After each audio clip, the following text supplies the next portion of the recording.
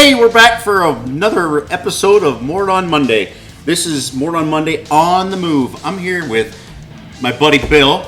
We're doing a little episode here in Pithole, PA. Come out here to a buddy's camp, and we're gonna do a little. We're gonna do some sausage gravy and biscuits. We were gonna do some homemade biscuits, but lacking a few options, that didn't work out. But we are gonna make some sausage gravy here. So I'm gonna introduce you to Bill. I met him at a barbecue competition, 2014. Might have been earlier than that. It might have been. I think it's something more about there. So, we come down here to another guy's camp here. We'll introduce you to him later on here. We're gonna do another episode with another breakfast item maybe tomorrow. So hopefully that all works out. And this is Bill, and we're gonna make some sausage gravy. We're gonna just go over what we got going on here. So basically, I'm making Mom's old homemade sausage gravy. You need a pound of bulk sausage, a little bit of flour to thicken it up. We're using gluten-free because we have somebody that needs to be gluten-free. A little bit of milk and a little bit of salt and pepper, and that's it. So pretty simple recipe. The sausage, you got Jimmy Dean sausage. Of course, you can use any brand of sausage you want if you want to get a little spicier. Sage, different options for sausage. So let's go ahead and get this stuff over to the stove, and we can walk through what we're going to do over. But since we're gotten healthier, supposedly, there's not enough fat in sausage to do that. So what I do is I brown the sausage in the pan first. So I chop the sausage out, break it up, and probably on medium heat, get it all nice and brown. Move it out and try and get it to start crumbling.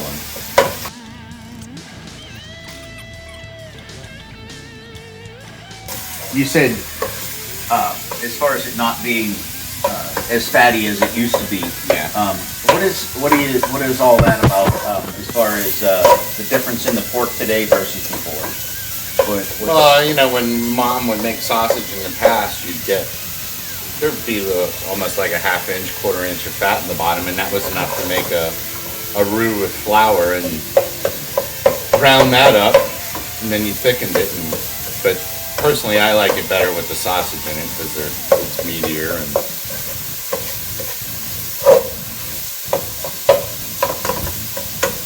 what do you use instead of the fat in the sausage now to make your roux? But just the sausage Just the itself. sausage. So basically, I'm just coating the sausage with the flour next, Okay. and then that'll thicken it. So as you can see down in there, it's sizzling, and there is some fat, but there always used to be a significant amount of fat in the bottom. It's sort of like when I cook pork at home. I make pork broth on the side to make gravy because there's just not enough fat coming out of pork these days.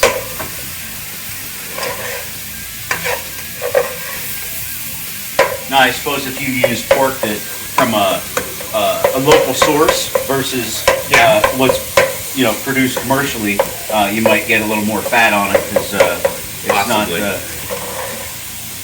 not the same. If I'm feeling really decadent, you can do this with bacon, and then you get all that fat, and then you can make the roux out of the bacon fat, and then it's just bacon gravy. That sounds delicious too.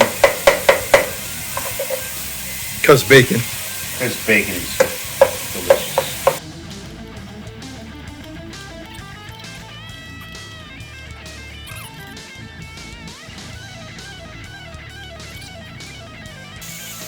So generally, I would make the homemade biscuits first and get them baking, and in about the time, 20-25 minutes it takes to bake the biscuits, you can make the gravy, and then when they come out, you're ready to go. But I forgot to get buttermilk, and they don't have buttermilk in the wilds of PA, So brands it is. It's 2 biscuits. Flour. That's a good way to start right there. And then you just incorporate it in. Get it browned a little bit. This is where traditionally, if you had the fat, you'd be making your roux and browning your flour. Pro tip. I'm warm enough in to cover the sausage, and then I turn the heat down just a little bit.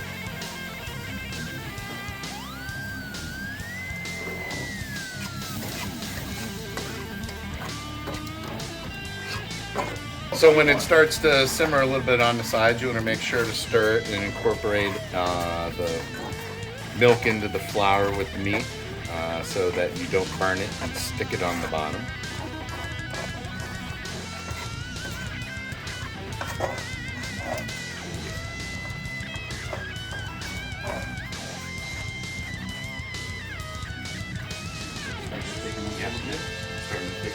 So this is where I start thinking about seasoning it.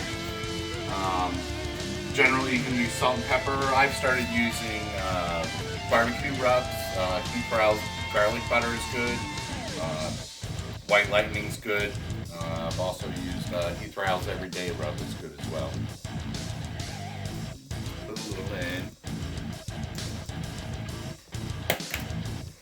Incorporate it. Now this is where it's starting to get thick. It maybe looks like a little more milk to thin it out just a tad.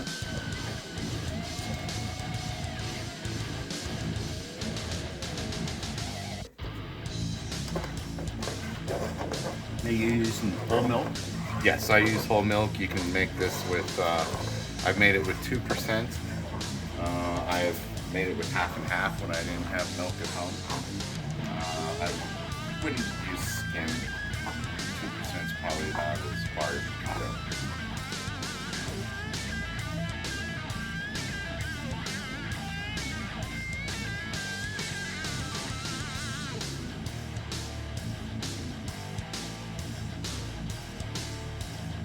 All right, we're back for day 2 down here in Pit Hole, PA, with my buddy Sean. We're gonna make a frittata today.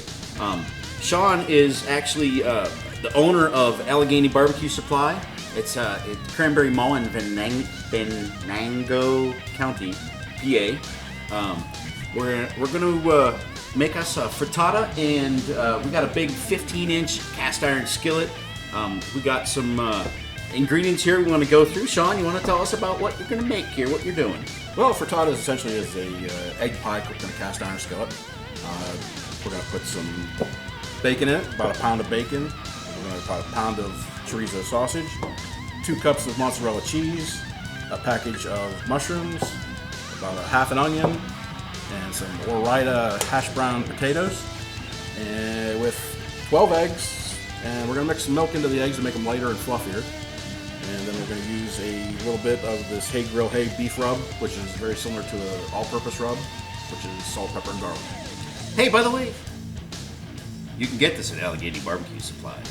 Give Sean a call. We're gonna we'll go ahead and put his link, phone number, information in the bottom of the video here. You can scroll down and take a look at that if you're interested in anything. All right, let's go ahead and we're gonna take this stuff over to the stove here and get it ready. There's a few things we did pre-cook the potatoes and stuff. We're shortening up the video here a little bit so we don't go through all that stuff. So we've got everything prepped, ready to go to the point that we're gonna actually start to build this. We're gonna cook it on the stove and then we're gonna slide it into the oven. So let's get on over to the stove and start building this thing.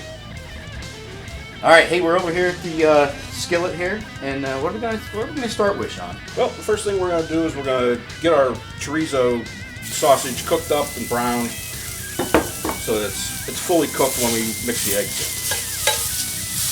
And this will, you're gonna also, I assume the grease and the chorizo, the fat in the sausage is gonna help us. It's going to add some flavor. It's going to help cook some other things. Okay, we'll get that going, and I guess we can, as this is cooking, we can go ahead and get our eggs started here. And we're going with a dozen eggs. 1 dozen eggs. 1 dozen eggs. Because this recipe does feed a family of 12. Family of 12. We are not a family of 12, but we can eat like a family of 12. No, you said you're gonna add milk to the. Gonna add milk to the eggs. It helps make everything a little lighter, a little fluffier. So there's a whole controversial question of, can I add water? You can add water. It does the exact same thing as milk, but I like milk because it adds just a little bit of flavor. So what if I don't add any and I just stir the crap out of it? Is it gonna make it fluffy or not? No, not as fluffy as if you added another liquid. Interesting.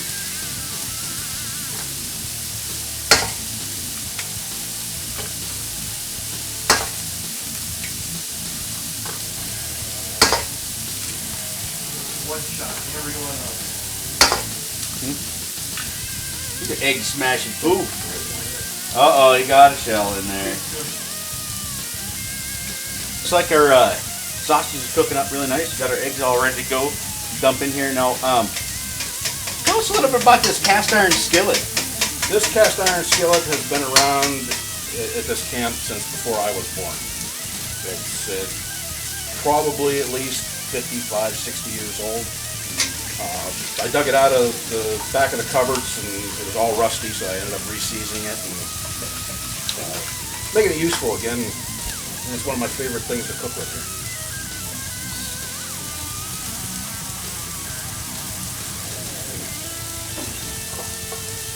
So we've added about a cup of milk to our 12 eggs.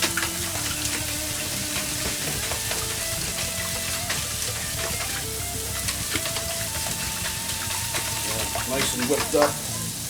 We'll add about a tablespoon or so of rub.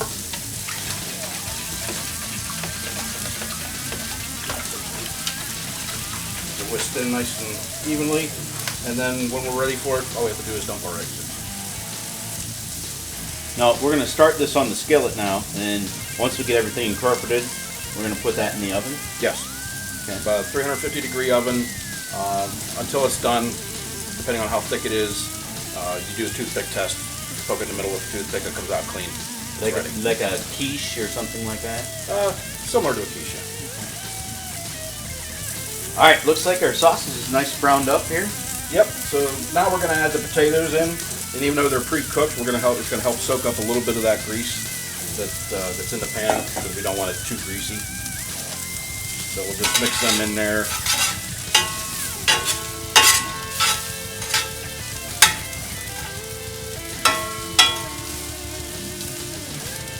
Everything nice and mixed up and incorporated. And we're going to add our bacon.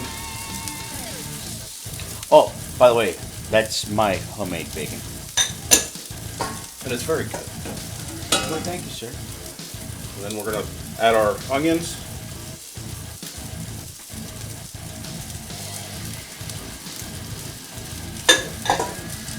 And our mushrooms.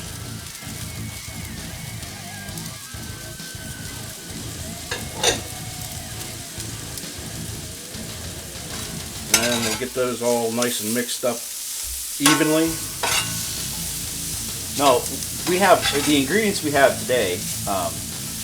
On top of this, what else could you add to this? You could add anything you really wanted to. You could add broccoli. You could add green peppers, red peppers, jalapeno peppers. It's really open to whatever you want to put in it.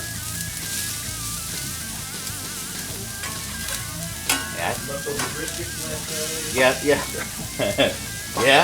As far as meat, we're using chorizo, but you could, I guess, make this into anything you wanted to, as healthier or less as you wanted or needed. All right, we got everything nice and mixed up there. We're gonna add our eggs.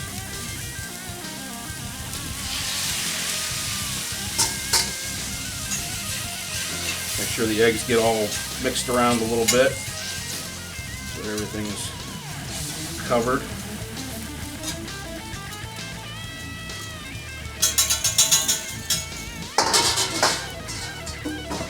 You can see when I poured the egg in, it's already starting to cook because the pan's nice and hot. We're going to go ahead and add our cheese. And you got mozzarella cheese there. Have you tried any other kind of cheese? Yep, you can use cheddar, you can use Colby, any kind of cheese you want. Some smoked Gouda. Smoked Gouda would be great. That'd be really good. All right, so No. we can turn off our fire and then put it in the oven. Yeah, no, we did preheat the oven, so we're ready to rock and roll. So we'll just slide it right into the oven from here.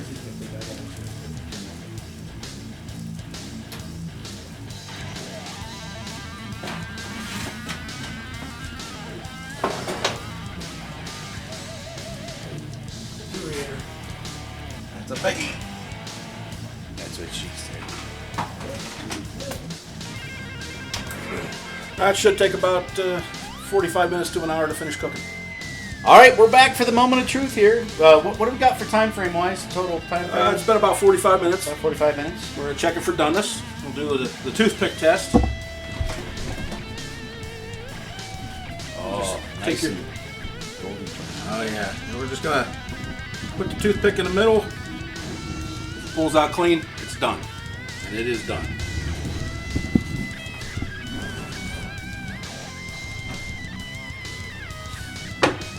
Ooh, hot daddy.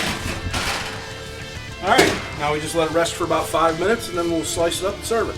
All right, we're back here to taste our little frittata here. Brought Bill back in from yesterday video. We did bring in some hot sauces from Allegheny BBQ Supply.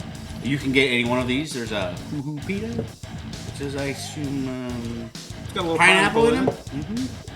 And some hoo-hoo Diablo extra hot for those that like the spices of their life. It's some smoked fire and spice. This is what, New York? Out of Buffalo. Buffalo, New York. Yeah. So figured we can maybe if somebody wants to put a little hot sauce on their frittata. So Where can I buy those hot sauces? oh, you can buy those hot sauces from. Allegheny BBQ Supply in the Cranberry Mall in Venango County, Pennsylvania. All right, hey, let's take a bite and decide what we think how well Sean did.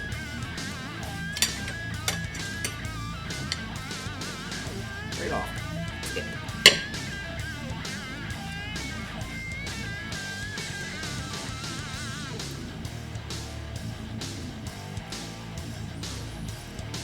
It's pretty good. So what would you do different? I think some salsa.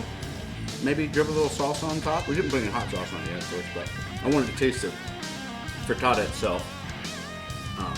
You can get the chorizo. You can get that spice from the chorizo, and you put what kind of spice did you put on this one?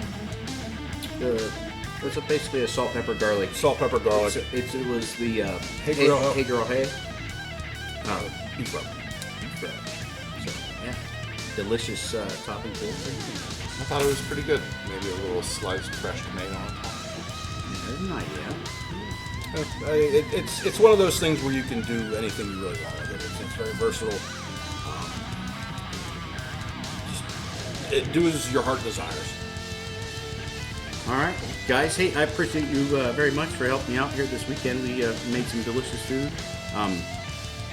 Great time hanging out, and we're going to finish this episode up, and we're going to finish this frittata. And remember, like, subscribe, and ring that bell. And we'll catch you guys next time. Out.